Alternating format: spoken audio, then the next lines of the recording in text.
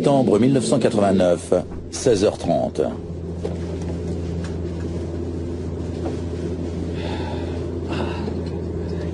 Attendez. Knut Weitum et Finn Peterberg pilotent un charter assurant une liaison Oslo-Hambourg. Partenaire 394, service radar terminé. L'avion se trouve à une centaine de kilomètres de la côte danoise. Partenaire 394 à 124,55. Au revoir. Bien ce dîner? Délicieux.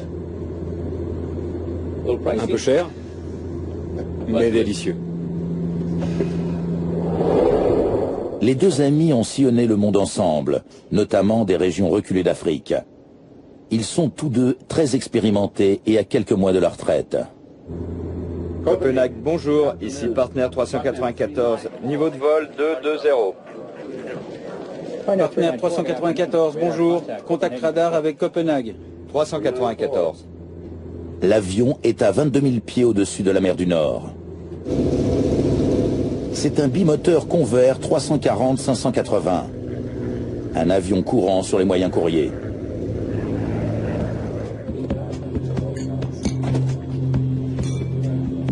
Il a été affrété par la compagnie maritime norvégienne Wilhelmsen pour 50 employés gagnant d'une loterie. Ils partent à Hambourg pour assister au baptême d'un navire.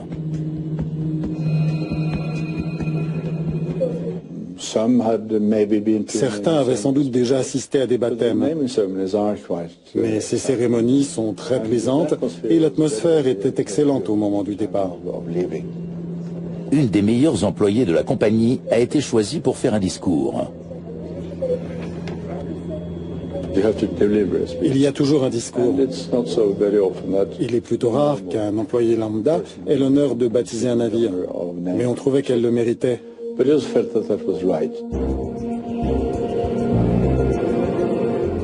Tandis que le Convair traverse la mer du Nord, il croise un F-16 de l'aviation norvégienne qui rejoint sa base.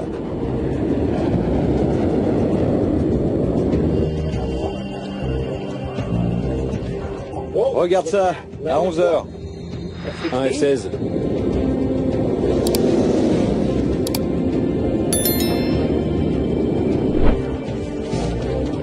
Soudain, le Convair encaisse un choc violent.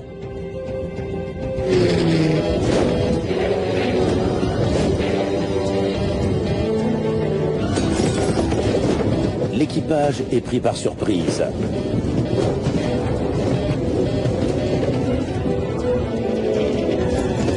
L'avion se met à vriller. Le contrôle aérien remarque qu'il a perdu son cap et chute.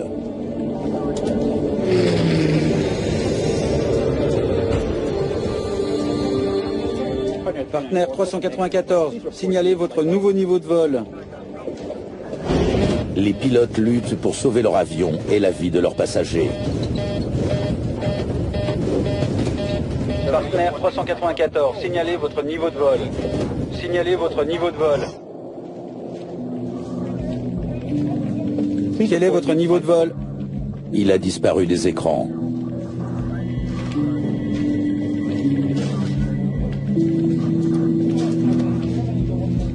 Apparemment, il s'est abîmé en mer. Le partenaire 394 pour Hambourg a disparu du radar.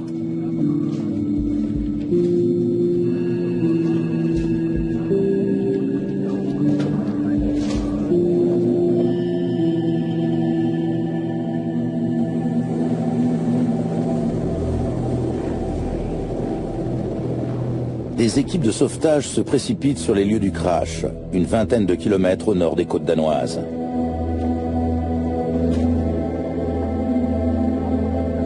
Ils ne trouvent que des débris et des cadavres. Les 55 personnes présentes à bord sont mortes.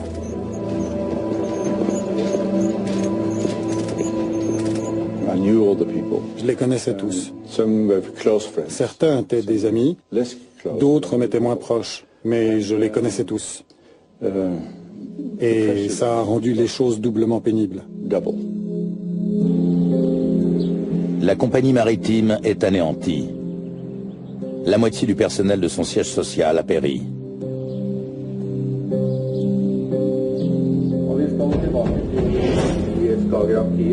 C'est la plus grande catastrophe aérienne de l'histoire de la Norvège. Le pays est en état de choc. Jan Ovind est un jeune reporter du plus grand quotidien norvégien. Il va assurer la couverture de l'affaire.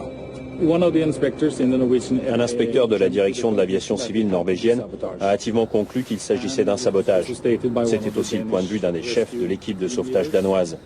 Selon lui, comme il n'y avait pas eu d'appel de détresse et que l'avion était tombé comme une pierre, il devait s'agir d'une bombe. Et quelqu'un a fait un parallèle avec l'attentat de Lockerbie. Moins d'un an plus tôt, en décembre 1988, le vol 103 de la Paname a explosé au-dessus de Lockerbie en Écosse. Dans cette affaire, la présence d'une bombe a été avérée. La presse norvégienne relaie une information troublante au sujet de l'avion de la Partner. Notre Premier ministre de l'époque, Madame Gro Harlem Brundtland, l'avait utilisé lors d'un déplacement de campagne dans le nord du pays. Et Agassi l'avait utilisé 2 ou 3 jours avant le crash.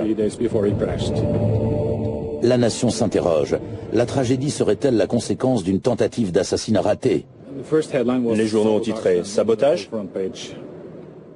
Une bombe expliquerait le plongeon soudain de l'avion. Les 55 occupants de l'avion ont peut-être été les victimes innocentes d'un meurtrier. Parmi les pistes qui s'offrent aux enquêteurs chargés du dossier, le sabotage s'impose comme l'une des plus sérieuses.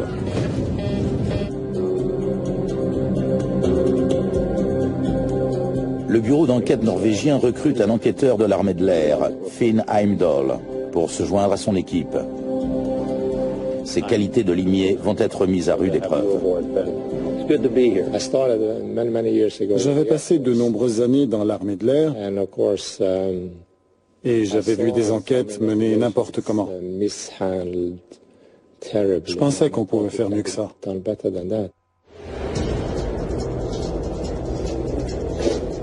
Les enquêteurs auditionnent plusieurs témoins qui semblent étayer la thèse du sabotage.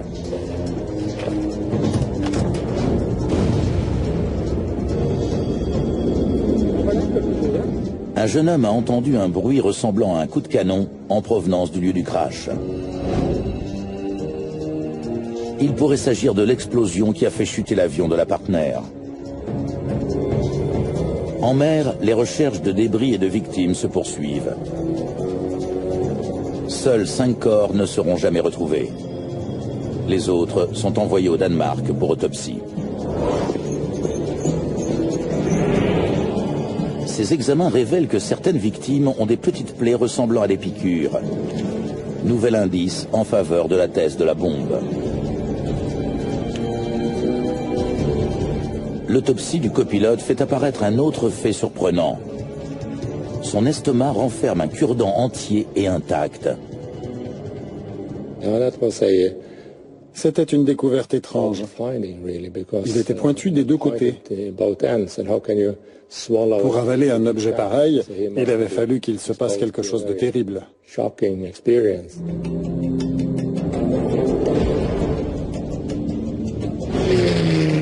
Signalez votre niveau de vol. Mais les enquêteurs ne peuvent apporter la preuve qu'une bombe a détruit l'avion.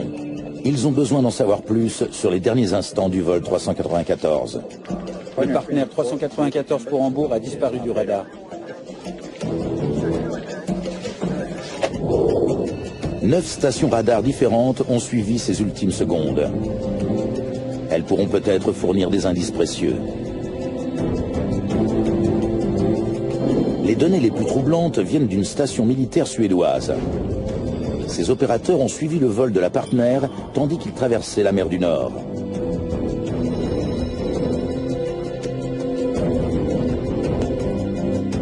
On va partir de 14h36. Le radar militaire a relevé un fait surprenant. Un autre objet se trouvait dans le même espace aérien. Et ce n'était pas un avion. Il apparaît quand le vol 394 se met à plonger depuis 22 000 pieds. Qu'est-ce que ça peut être?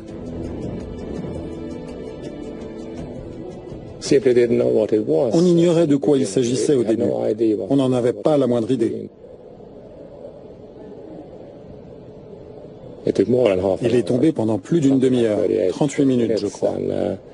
La question c'était, qu'est-ce qui est suffisamment léger pour voler aussi lentement et suffisamment solide pour donner de tels retours radar? Cet objet mystérieux repose désormais au fond de la mer. Un mois après le crash, les enquêteurs commencent à récupérer les débris qui ont coulé. Ils ont localisé l'épave sur le sol marin à l'aide d'un sonar latéral. Cet appareil envoie des ondes sonores qui se réfléchissent lorsqu'elles rencontrent des objets. Le résultat donne une image extrêmement précise de l'épave sous-marine.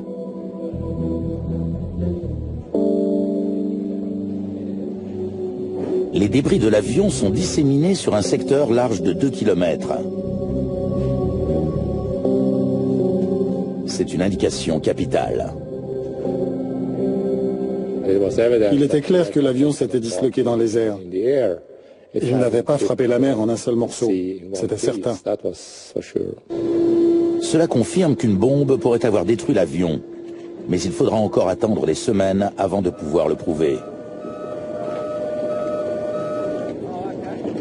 En attendant, les enquêteurs espèrent que les boîtes noires apporteront des réponses plus immédiates. L'enregistreur phonique et l'enregistreur de paramètres sont récupérés sur le sol marin et envoyés au laboratoire pour analyse. Les 2 boîtes ont été endommagées.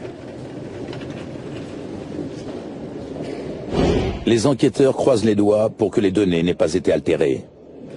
Voyons ce qu'on a. L'enregistreur phonique a pris la conversation des pilotes.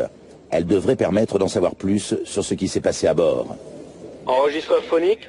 On. Comme requis. Système de mise en drapeau? Armé. Normalement, le dispositif enregistre les dernières minutes d'un vol, mais ici, il a fait l'inverse. Voyant bêta éteint. Mise en puissance? Il a enregistré le début du vol, puis s'est mystérieusement coupé juste avant le décollage. Il a pris leur conversation au sol, mais dès que les moteurs ont été lancés pour le décollage, il a cessé de fonctionner. Ça a été une déception pour nous. Mais l'enregistreur défectueux a tout de même gardé la trace d'un échange troublant entre les pilotes. Quel temps fait-il à Hambourg? Ciel dégagé, bonne visibilité. Pourvu que ça dure. L'enregistreur révèle aux enquêteurs que le vol 394 a commencé avec un problème insolite. Partner avait des problèmes financiers.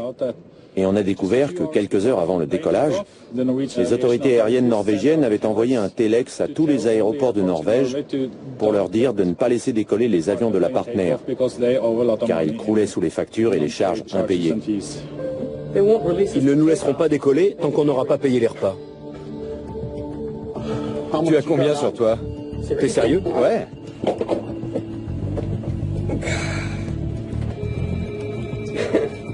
Ça devrait faire l'affaire.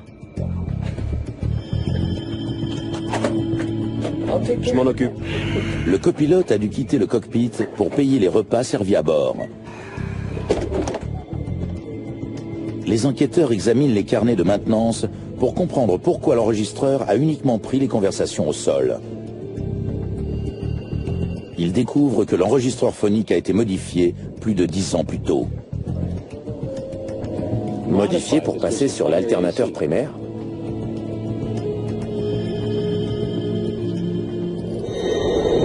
L'enregistreur a été modifié pour qu'au moment où les moteurs seraient lancés à plein régime, Mise en puissance.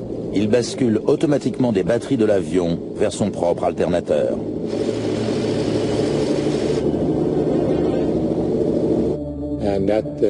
Sur cet avion, la modification ne fonctionnait pas. Aucun des 2 pilotes ne s'est rendu compte qu'au moment où il parait le moteur au décollage, l'alimentation de l'enregistreur se coupait. Chaque fois que des éléments clés de l'enquête, tels que les enregistreurs phoniques ou les enregistreurs de paramètres, ne fonctionnent pas correctement, cela remet en cause la qualité de la maintenance et tout le bon fonctionnement de l'avion. L'enregistreur défectueux et la facture impayée amènent les enquêteurs à se pencher de plus près sur l'historique de l'avion et de la compagnie partenaire.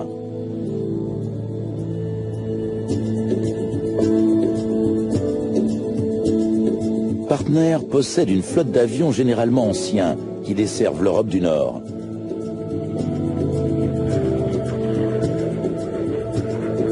Le Convair, qui s'est abîmé en mer du Nord, était l'une de ses plus récentes acquisitions. Mais il était vieux de 36 ans et traînait une histoire complexe de changements de propriétaire et de modifications, en particulier au niveau des moteurs.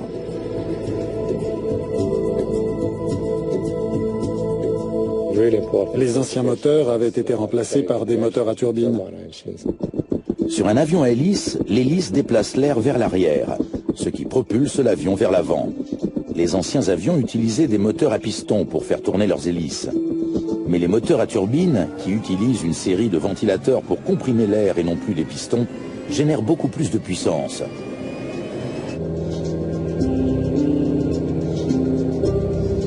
Heimdall apprend qu'en 1960, des turbomoteurs puissants furent fixés aux ailes en remplacement des moteurs à piston. Modification qui accroît certes la puissance, mais peut aussi représenter un danger. La puissance avait énormément augmenté avec le passage au turbomoteur, mais je me demandais quelles avaient été les conséquences sur la structure de l'avion. Heimdall est chargé de l'analyse des moteurs de l'avion.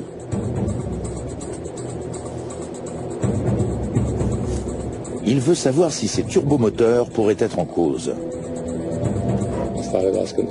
Je me demandais ce qui pouvait désintégrer un avion en plein vol.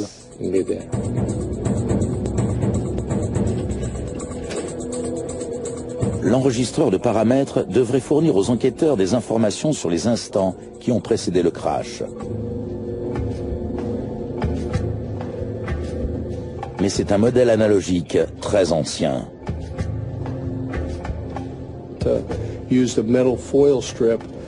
Il utilisait une feuille métallique qui tournait et des pointes enrayaient la surface. C'est une nouvelle déception pour les enquêteurs. L'enregistreur n'a relevé qu'une faible partie des paramètres. Et mystérieusement, l'aiguille semble avoir enregistré 2 fois certains signaux. Cette double ligne laisse les analystes perplexes. On n'avait encore jamais vu ce genre de choses. On a contacté plusieurs experts, mais aucun n'avait encore vu ça. Je n'ai jamais rien vu de pareil. Les paramètres de vol n'apportent aucune révélation aux enquêteurs. Mais Heimdall commence à se demander si le dysfonctionnement de l'enregistreur ne constitue pas un indice en soi.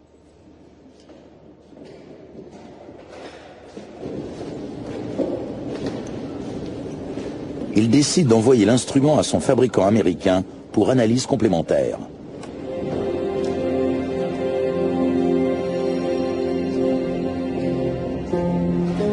Méticuleusement, les enquêteurs reconstituent l'avion de la partenaire. L'équipe norvégienne a récupéré les débris de l'avion avec l'assistance des autorités danoises. Et ils ont décidé de le reconstituer. Une reconstruction, c'est comme un puzzle. Elle aide les enquêteurs à centrer l'enquête sur les parties les plus sensibles et à mettre un ordre de priorité dans leurs recherches.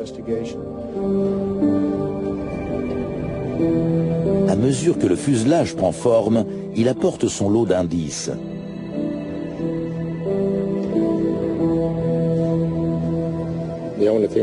La seule chose susceptible de détruire un avion à altitude de croisière, c'était une explosion. Et certaines parties pouvaient sembler suspectes. Suspectes à cause de ce que l'on y trouve.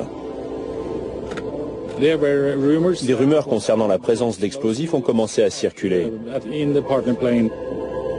Des traces d'un puissant explosif militaire sont relevées. Les quantités sont faibles, mais la presse s'engouffre dans la brèche.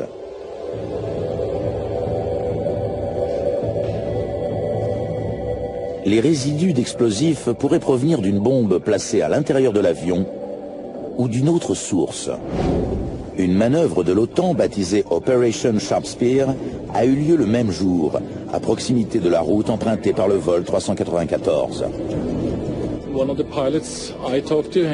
J'ai parlé à un pilote qui m'a dit qu'il était possible qu'une roquette d'essai ait frappé une des ailes ou le fuselage. De plus en plus de gens commencent à se demander si un missile perdu ne serait pas en cause.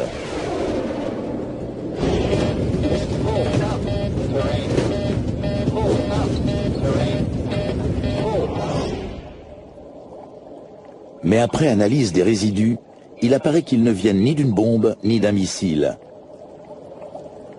Il n'y en a tout bonnement pas assez. Il y avait des petites traces d'explosifs, mais en quantité si faible que ça ressemblait plus à une souillure qu'à autre chose.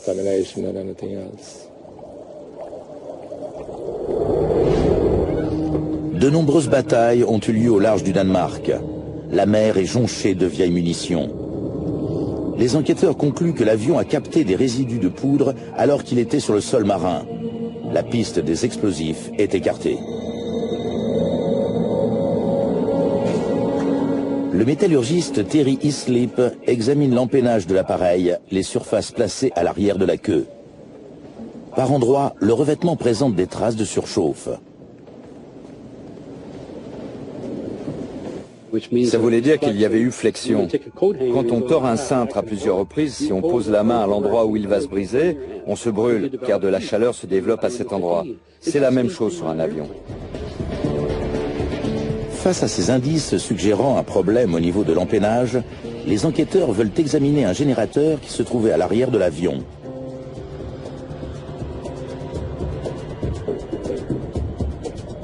Le groupe auxiliaire de puissance est logé à l'intérieur de l'empennage du convers. C'est un générateur de réserve, normalement utilisé lorsque l'avion est au sol.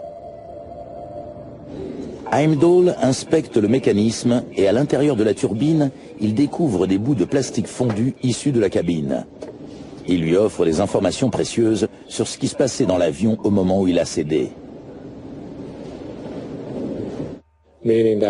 Ça signifiait que la cabine avait cédé alors que le groupe auxiliaire fonctionnait encore. Le groupe auxiliaire de puissance n'aurait pas dû être en marche alors que l'avion était en vol. Il pourrait y avoir un lien avec l'accident.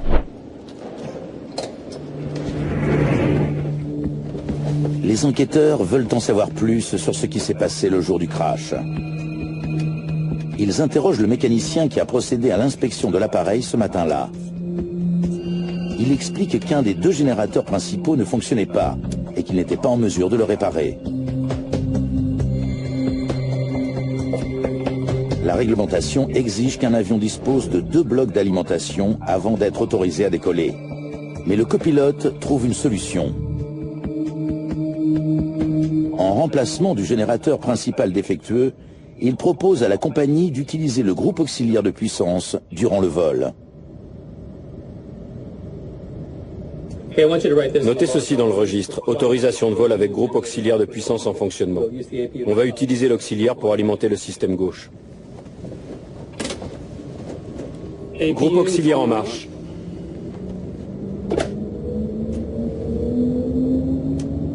Voyant bêta éteint.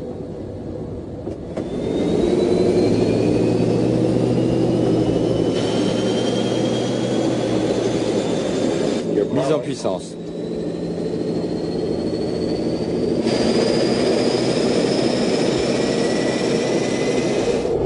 Au cours de son inspection du groupe auxiliaire, Heimdall fait une découverte. Quand j'ai vu la pièce, j'ai tout de suite remarqué qu'elle n'était pas aux normes. C'était du bricolage, un bout de fer qui avait été soudé. Un des supports qui attachait le groupe auxiliaire à l'avion est brisé. Or, un générateur contient une turbine qui tourne à haute vitesse pour générer de l'électricité. S'il n'était pas correctement maintenu, il est possible qu'il ait causé l'accident.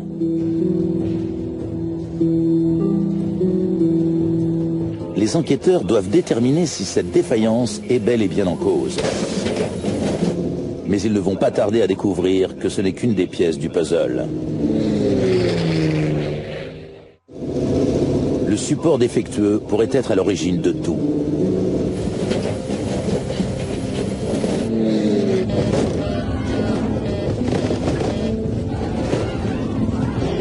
Le métallurgiste Terry Hislop procède à des examens approfondis de la pièce. Ma première constatation, ça a été que la soudure était mauvaise et inadaptée. Hislop veut déterminer à quel moment le support s'est cassé.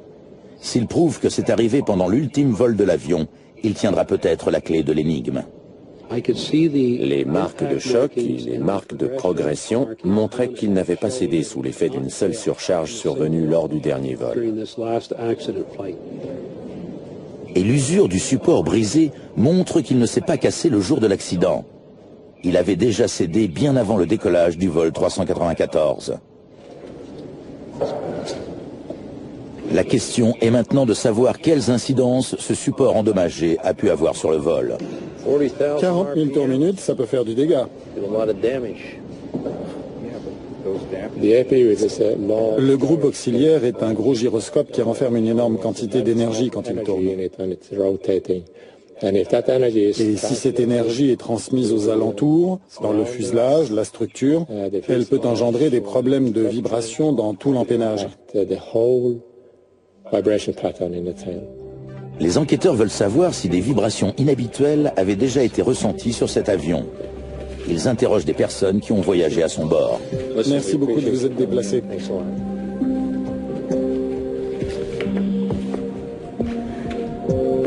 Vous avez déclaré qu'il y avait un ronflement, c'est bien ça?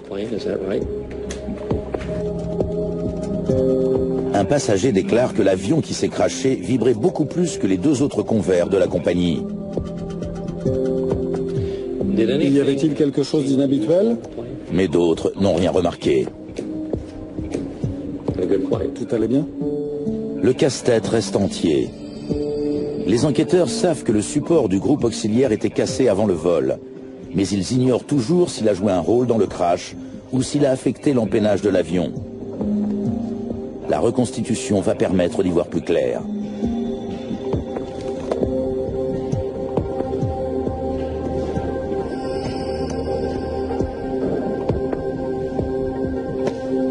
Heimdall remarque que deux trappes situées sur l'empennage de l'avion n'ont pas été retrouvées. En réassemblant l'empennage, on a constaté que la gouverne avait été brisée en deux morceaux principaux et que des parties manquaient. Notamment les trappes situées entre la dérive et la gouverne.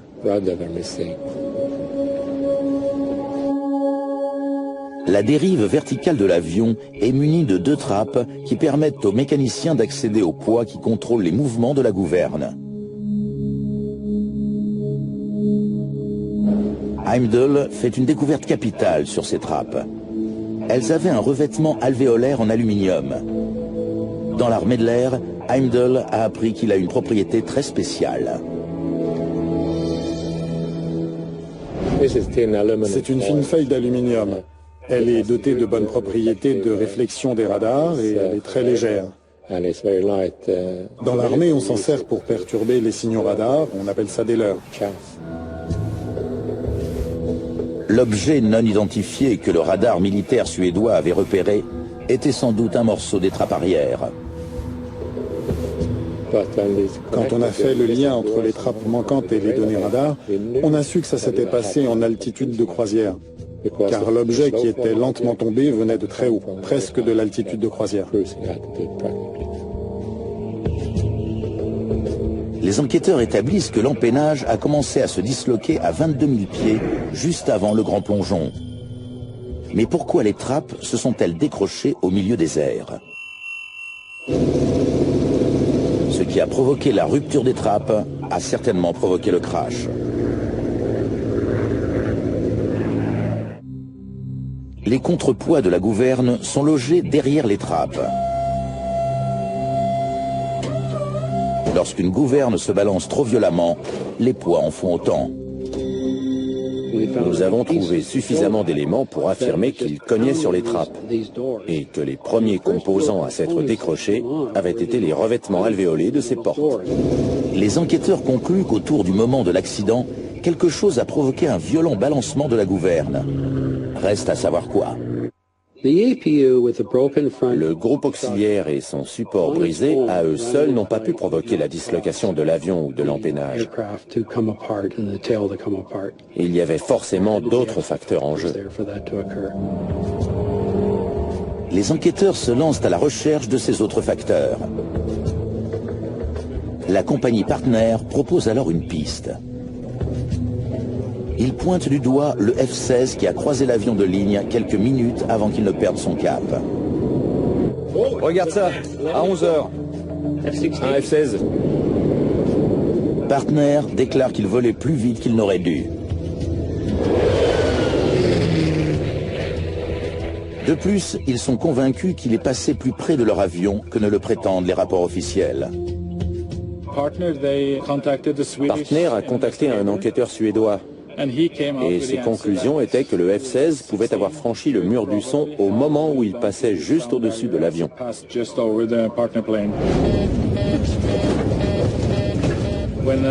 Quand un chasseur ou n'importe quel avion passe le mur du son, il y a une onde de pression. Et leur théorie, c'était qu'à cause de cette onde de pression, l'avion s'était désagrégé en plein vol. Mais le pilote norvégien du F-16 affirme qu'il était à plus de 1000 pieds au-dessus du convert lorsqu'il l'a croisé. Les enquêteurs calculent à quelle distance le F-16 aurait dû passer pour perturber sérieusement le vol 394. Leurs résultats établissent qu'il aurait dû se trouver à quelques mètres.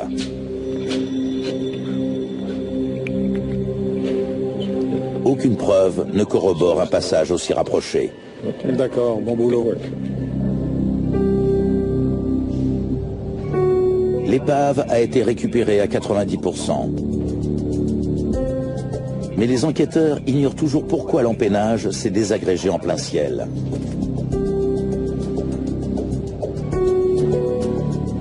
Au cours de l'enquête, Heimdall reçoit une promotion. Mais il ne sait toujours pas comment résoudre l'énigme qui hante sa nation. Ils m'ont demandé de superviser la suite de l'enquête sur le matériel.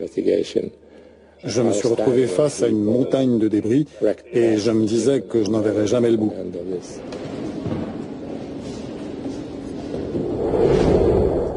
Mais les enquêteurs vont recevoir un coup de pouce. L'analyse de l'enregistreur de paramètres va se révéler fructueuse. Le fabricant américain a demandé à son meilleur expert de suspendre sa retraite pour examiner l'instrument. Le fabricant, Fairchild, nous a renvoyé un ancien employé. Et on l'a contacté en Californie.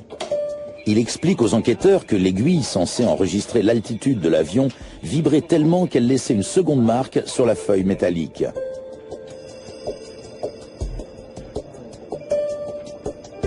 Mais ce n'est pas tout. L'enregistreur était capable de compiler des centaines d'heures de données. En déroulant la totalité de la feuille métallique, l'expert découvre que l'enregistreur vibrait fortement depuis des mois. On a pu constater que ça s'était déjà produit bien avant l'accident.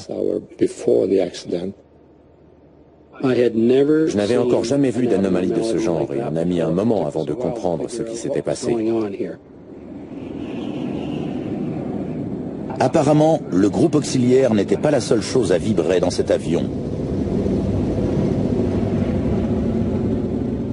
Les enquêteurs dressent un récapitulatif chronologique de l'historique des vibrations. Ils remarquent une évolution frappante. 2 mois avant le crash, de façon soudaine, les vibrations disparaissent pendant plusieurs semaines. Quasiment aucune vibration pendant une quinzaine de vols. Les vibrations augmentaient en intensité et en fréquence jusqu'à l'été 89. Puis la tendance changeait. Après cette amélioration, les vibrations reprennent de plus belle et augmentent jusqu'au crash. Que s'est-il passé ? Les enquêteurs doivent maintenant découvrir ce qui a changé sur l'avion pendant la période de 2 semaines où les vibrations se sont arrêtées. Pourquoi était-il hors service ? Qui a fait les réparations ? La compagnie aérienne explique qu'à cette période, une révision complète a eu lieu au Canada. Merci, à plus tard. Le travail a été effectué par l'ancien propriétaire de l'avion, une société canadienne spécialisée dans la maintenance des convers. Pendant les vols d'essai effectués là-bas, l'enregistreur de paramètres n'a recensé presque aucune vibration excessive. Ce bon fonctionnement s'est poursuivi pendant plusieurs vols, une fois l'avion revenu en Norvège. Les enquêteurs passent les carnets de maintenance au crible. Heimdall découvre qu'au cours de la révision, les mécaniciens ont relevé des signes d'usure sur un des 4 boulons qui maintiennent l'empennage avec le fuselage. L'assemblage repose entièrement sur ces 4 boulons.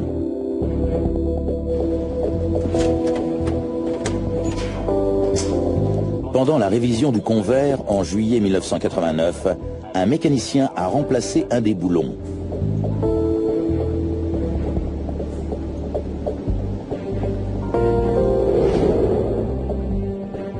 L'enregistreur de paramètres montre que les vibrations ont cessé après le remplacement de cette pièce.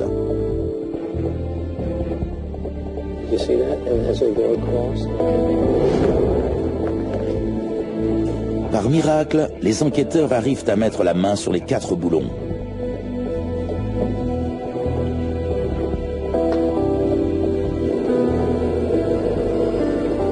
Terry Hislip les examine. Ce qu'il découvre est ahurissant. Les 3 boulons qui n'ont pas été remplacés n'étaient pas aux normes. On a fait des tests métallurgiques et des tests mécaniques. Et ces analyses ont démontré que 3 des boulons n'étaient pas de la qualité requise. C'étaient des contrefaçons. Son analyse démontre que lors de leur fabrication, les boulons défectueux n'ont pas été trempés correctement. En conséquence de quoi, ils n'ont que 60% de la résistance qu'ils devraient posséder. Les enquêteurs savent enfin pourquoi l'empennage vibrait depuis des mois. Vous avez trouvé? 3 des boulons censés le maintenir étaient trop fragiles. Ils n'étaient pas assez solides. Incroyable. La découverte de ces habiles contrefaçons est une avancée majeure et un choc pour l'opinion publique. Mais une question cruciale reste en suspens. Pourquoi l'empennage n'a-t-il pas cédé pendant l'un des 16 vols précédents où il vibrait excessivement? Pourquoi cette fois-là? Les enquêteurs savent déjà que le jour de l'accident, un générateur était en panne et les pilotes ont dû improviser.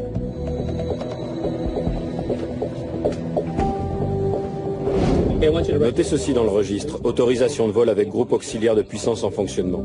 On va utiliser l'auxiliaire pour alimenter le système gauche.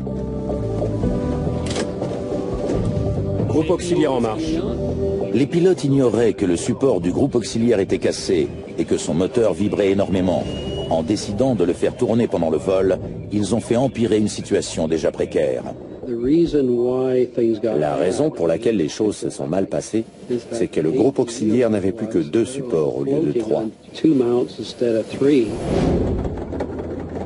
Ce support manquant s'est associé au boulon défectueux pour faire augmenter les vibrations. Si les 2 vibrent et entrent en résonance l'un avec l'autre, c'est la catastrophe.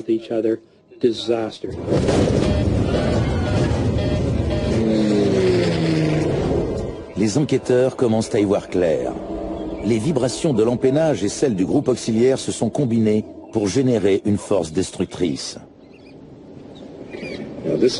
Voilà ce qu'ont dit les gars du MIT. Techniquement, les vibrations pouvaient briser l'avion.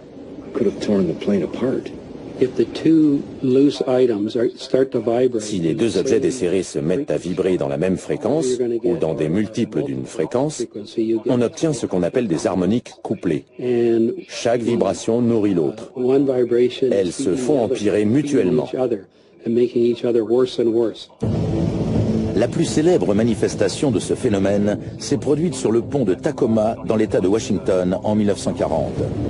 Le pont d'acier et de béton nouvellement construit se mit à osciller dans le sens de la longueur, avant qu'un vent latéral ne le fasse se balancer de gauche à droite. Ces deux différentes vibrations se combinèrent pour générer un violent mouvement de torsion qui brisa le pont.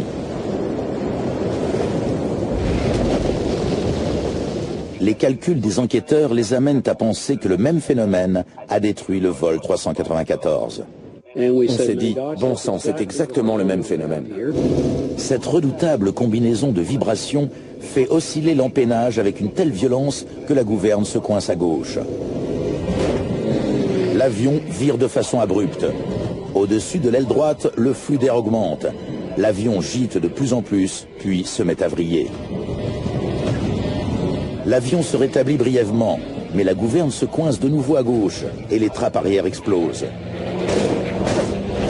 Il vrille une seconde fois. L'empennage commence à se disloquer. C'est sans espoir. L'enquête conclut que les 3 boulons contrefaits sont à l'origine du crash.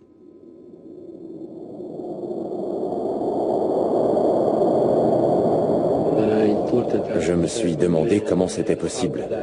Trouver des pièces pareilles sur une partie aussi importante. C'était incroyable. Le rapport d'accident répand une onde de choc dans l'ensemble de l'industrie aéronautique. C'est la première fois qu'un crash meurtrier est lié à des pièces détachées non conformes. Une question angoissante émerge alors. Quelle est la proportion de pièces contrefaites sur les avions qui circulent à travers le monde ? Le crash du Partner a été l'événement qui a obligé les gens à reconnaître le problème des pièces non conformes. Et le fait qu'à travers le monde, les stocks de pièces détachées étaient contaminés. Rien que dans un Boeing 747, il y a 6 millions de pièces mobiles. L'industrie des pièces détachées pèse 45 milliards de dollars. Et à l'époque du crash, elle était très peu réglementée.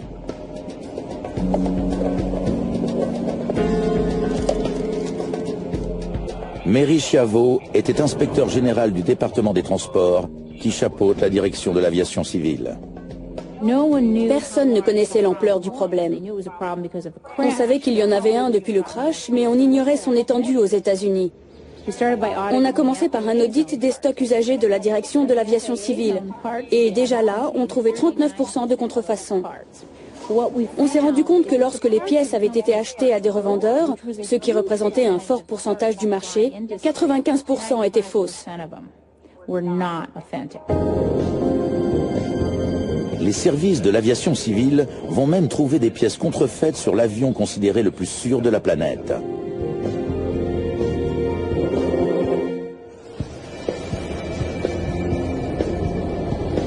Il y a 5000 revendeurs de pièces détachées aux États-Unis. Beaucoup sont basés à Miami. Ces entreprises n'étaient soumises à aucune réglementation. Un téléphone et un fax suffisaient pour devenir revendeur. Du jour au lendemain, vous étiez dans le commerce de pièces détachées. Et vous pouviez les acheter où vous vouliez. Vous pouviez vous les procurer chez des ferrailleurs, dans des casses, sur de vieux avions, sur des avions accidentés. Et vous pouviez aussi les acheter à des fabricants qui se moquaient de la loi. Les pièces d'avion sont chères. Un boulon comme celui qui maintenait l'empennage peut coûter jusqu'à 250 $. Sa contrefaçon peut revenir à seulement 30 $. C'est bon marché. Dans des périodes comme celles que nous connaissons, avec des compagnies qui ont la tête sous l'eau et près d'une dizaine de grandes compagnies américaines qui sont au bord de la banqueroute, on cherche à minimiser les coûts. L'aviation civile lance une vaste enquête sur les pièces détachées illégales et monte des opérations d'infiltration pour trouver les revendeurs peu scrupuleux. Les enquêteurs lèvent le voile sur un marché noir qui donne un aspect rutilant à des milliers de pièces usagées et de mauvaise qualité. Ce sont de bonnes contrefaçons. Elles sont très difficiles à repérer. À l'époque du crash, il existait certains garde-fous censés empêcher les pièces contrefaites de finir sur les avions de ligne.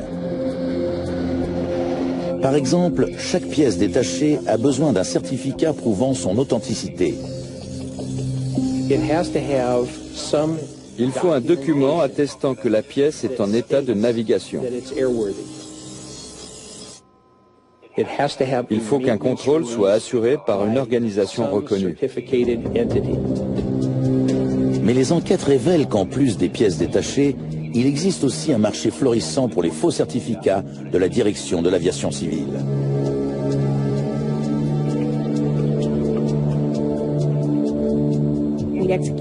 Lors de nos perquisitions, nous sommes tombés sur des gens qui avaient imprimé des piles de faux certificats qu'ils signaient souvent du nom d'un véritable inspecteur.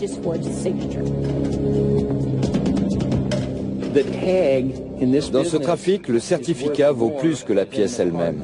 Au début, les enquêteurs croient que le phénomène concerne surtout les petites compagnies aériennes. Les opérateurs et les réparateurs modestes sont souvent ceux qui sont le plus touchés par ce problème de pièces de rechange.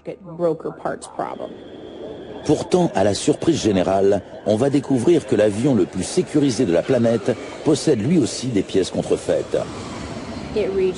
C'est allé jusqu'aux avions qui transportent le président des États-Unis, ce que beaucoup de gens considèrent comme le plus haut niveau de l'aviation. Même dans ce circuit d'approvisionnement supposé hermétique, il y avait des contrefaçons.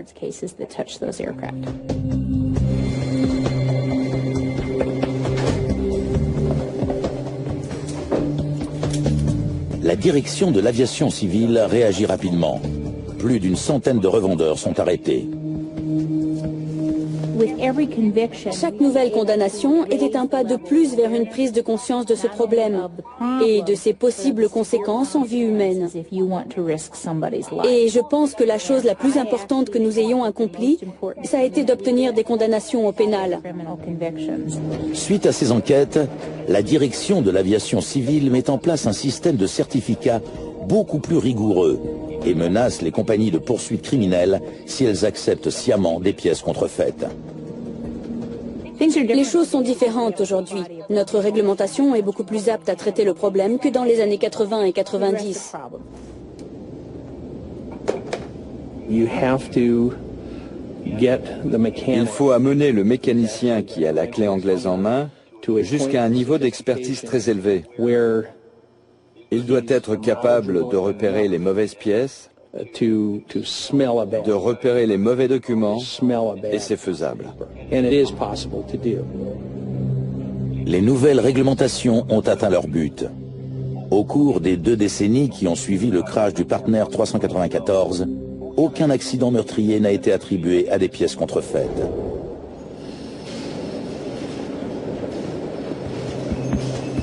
Quelques années après le crash, Finn Heimdall est passé à la tête du bureau norvégien d'enquête sur les accidents. Au revoir, Jimmy. C'était un mystère opaque. Sans raison apparente, un avion s'était pour ainsi dire désintégré dans les airs. Son rapport d'enquête a entraîné des changements qui ont probablement sauvé des vies. Ça, c'est l'aspect positif. Mais il reste la terrible tragédie qui a frappé tous ces gens. En 1989, une des plus petites pièces d'un charter norvégien provoquait une catastrophe. Grâce aux enquêteurs qui ont identifié la cause de l'accident, les passagers sont désormais plus en sécurité et moins susceptibles de voyager dans des avions équipés de pièces contrefaites.